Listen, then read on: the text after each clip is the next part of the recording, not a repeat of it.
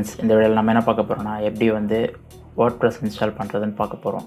அதுக்கு ஃபஸ்ட்டு வந்து இப்போ நான் ஹோஸ்டிங் யூஸ் பண்ணுறேன். ஸோ இதில் வந்து இதில் லாகின் பண்ணிக்கோங்க.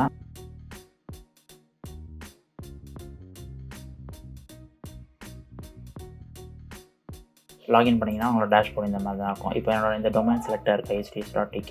இப்போ இதில் வந்து எப்படி நம்ம WordPress இன்ஸ்டால் பண்ணுறதுன்னு பார்க்க போகிறோம். ஃபஸ்ட்டு இதில் வந்து ஆட்டோ இன்ஸ்டாலர்னு ஒரு ஆப்ஷன் இருக்கும். கீழே வந்தீங்கன்னா அந்த வெப்சைட்டில் ஆட்டோ இன்ஸ்டாலர் செலக்ட் பண்ணிவிட்டு இதில் இப்போ பார்த்தீங்கன்னா WordPressனு ஒரு ஆப்ஷன் இருக்குது. இதில் செலக்ட் பண்ணிக்கோங்க.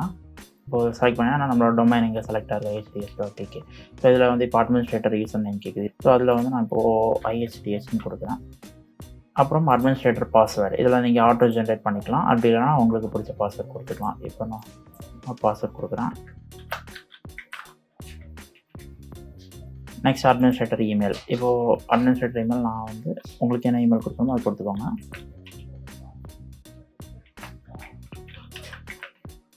நெக்ஸ்ட் வெப்சைட் டைட்டில் வந்து நான் இப்போ கொடுத்துக்கிறேன். உங்களுக்கு என்ன டைட்டில் வேணுமோ கொடுத்துக்கோங்க.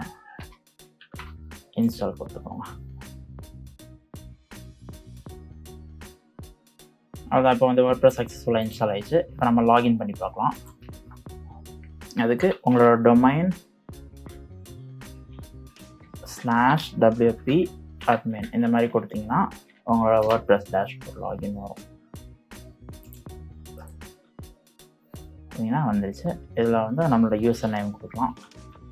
பாஸ்வேர்டு வந்து என்டர் பண்ணிக்கோங்க.